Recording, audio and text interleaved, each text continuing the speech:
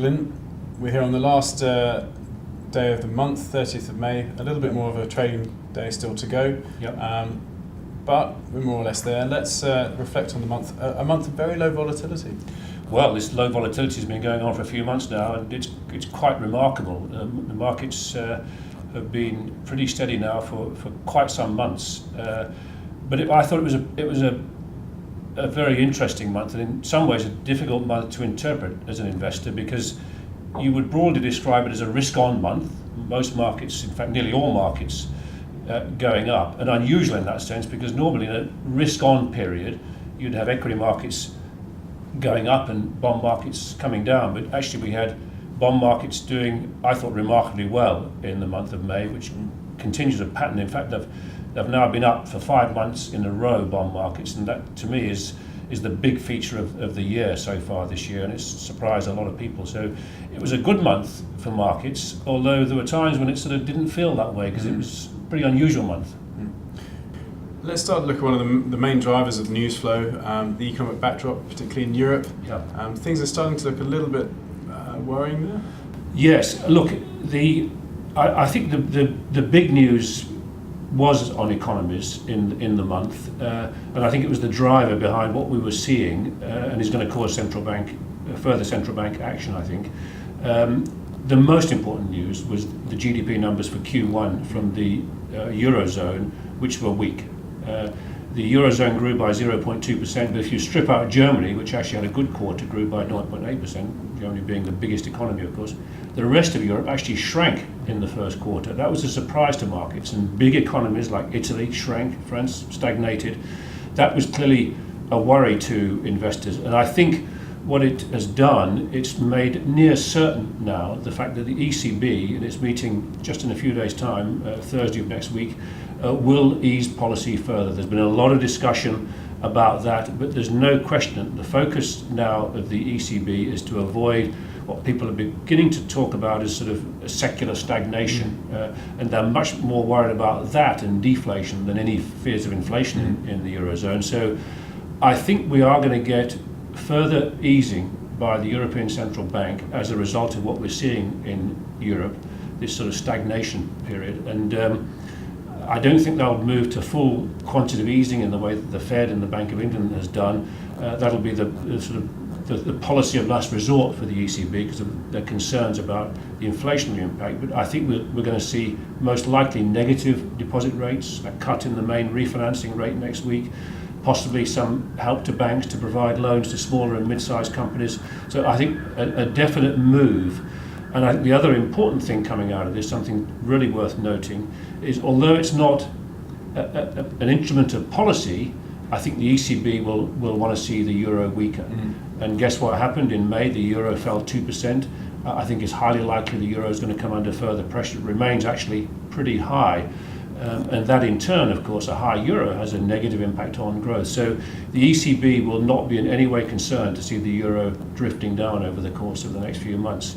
So I think we're going to see in the next week or so some important action from Europe because of this sort of stagnation period we're going through.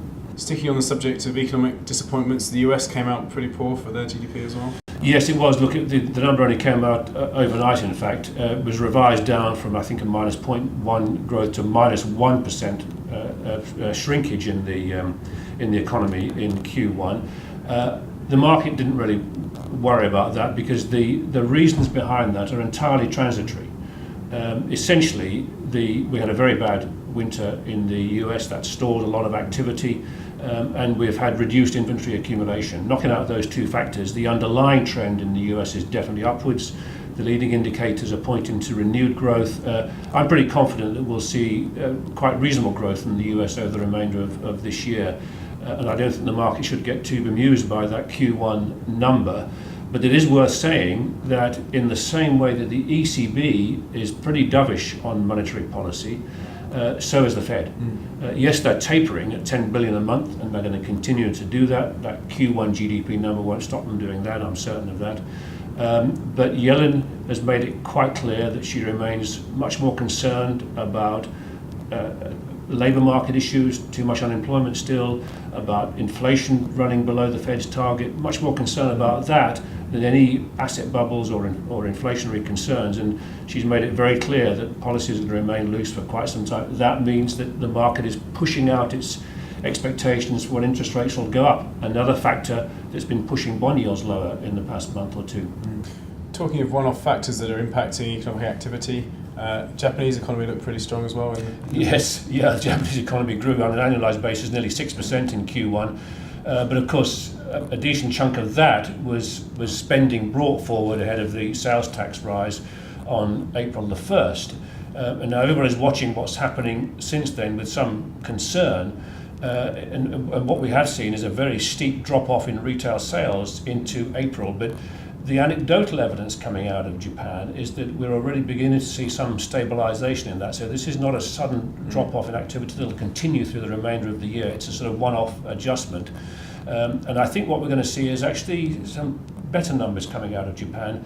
The inflation numbers actually come in quite high recently, over 3% because of the sales tax increase, but it's looking as if Japan is going to get towards its 2% inflation target, and the economy doing sort of okay. So interestingly, we saw the Japanese stock market actually being one of the best performers in May, up about 3%. The world index was up about 1.5%, and I think we're going to see more of that as the year goes on. It looks an undervalued market, and the fears about the economy tailing off post this sales tax increase and the fears about the third arrow of Abe's reforms, I think they're overdone.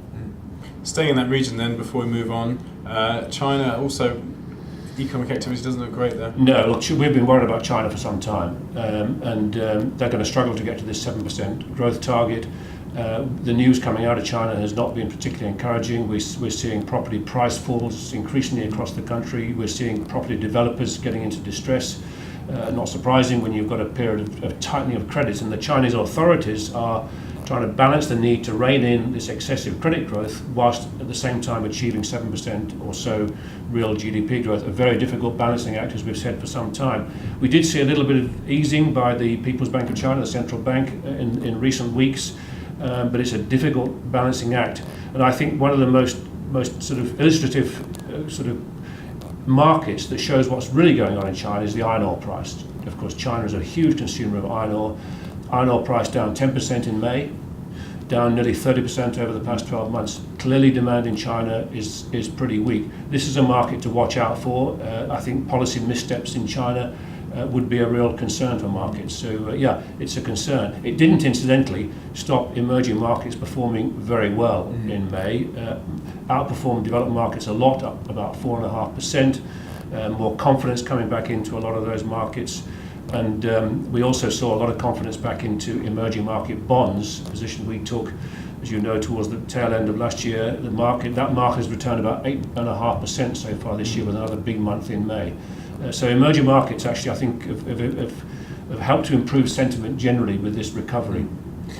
Let's move then to politics, and most crucially, a big Eurosceptic vote in Europe last year. Yes, but in some ways, it was expected that we were going to see an anti-establishment, anti-austerity, anti-EU, sort of anti-Euro vote come along, but it was bigger than people thought. It was intriguing that it was a pretty disparate group of parties that produced this big result. There was some right-wing, some left-wing, but there were some really notable moves. Here in the UK Independence Party, which is anti-EU, took 25% of the vote. The biggest share of the vote. It's the first time in 100 years we've seen neither the Conservative nor Labour Party take the biggest share of any broad spread national vote. And in France, perhaps even more surprisingly, the right-wing Marine Le Pen movement took 25% of the vote. What it will result in, and is resulting in now, is the European Parliament, which doesn't make legislation, but it vets legislation from the European Commission, so it's important. There is something approaching now 20% of the MEP members of European Parliament who are anti-EU in some form or another. And I think that's bound to have some influence, not just at European Parliament level, but also at national government level. We're definitely going to see some reactions to that. And I think a gradual move away from the sort of centralisation of Brussels policy over coming years. Been to India, a resounding victory for BJP. Is this now the time for India to shine? Well, India has actually shone, funnily enough. The stock markets soared on the back of the BJP victory. It was the biggest victory, biggest margin of victory for 30 years in India. So the important thing is it's a clear mandate to the BJP party for much needed reform. The key thing now is implementing that reform. The bureaucracy in India is always a challenge. He's got this big mandate, but the test is, will he implement that? So yes, the Indian stock market has been a big performer, 10% up or so this month. We've recovered a long way from the malaise of last year. I think now the jury is out. They're going to wait and see what happens. And of course, the next 2 or 3 months are going to be critical because he's really got to get on with this. But the potential in India is absolutely huge if he gets this right. And to me, this is a big opportunity. The Indian market today is not cheap, so he really does need to get this reform program going and get it right. Finally, on politics, then, the Ukrainian elections took place without too many mishaps. There weren't too many mishaps, the Poroshenko won on the first count. He is sort of pro-EU. He's in favour of greater autonomy from the regions, and the market is sort of fairly relaxed at the moment about what's going on in Ukraine. Intriguingly, the Russian stock market was one of the very best performers in the month, up 13 or 14%.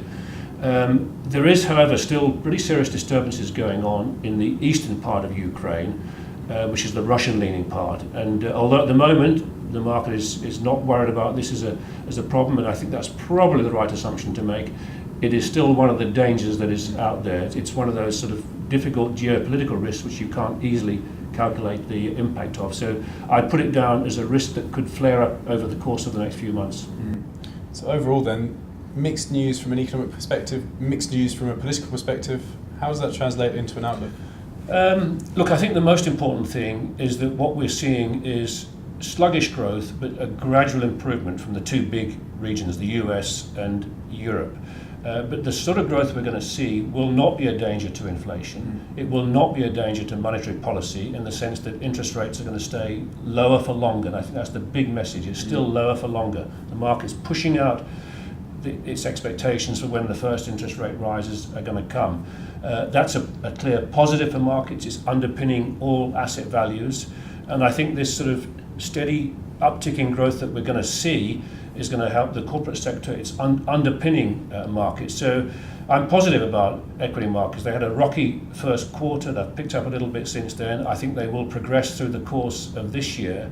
But one note of caution, very few markets today are intrinsically cheap. They've moved a long way in the past several years. Bond markets are generally expensive, and particularly with the move we've had this year. Quite a sharp drop in yields. In Europe, yields on government bonds are down to virtually all-time lows in many cases. So watch out in those sorts of markets. But generally speaking, I think equities will progress over the course of this year, but just watch out for bumps on the way. It's been too becalmed for my liking over the course of the past several months. Volatility is bound to pick up at some stage, but certainly any setbacks in markets, equity markets in particular, would be a good buying opportunity. Great, thanks, Gun.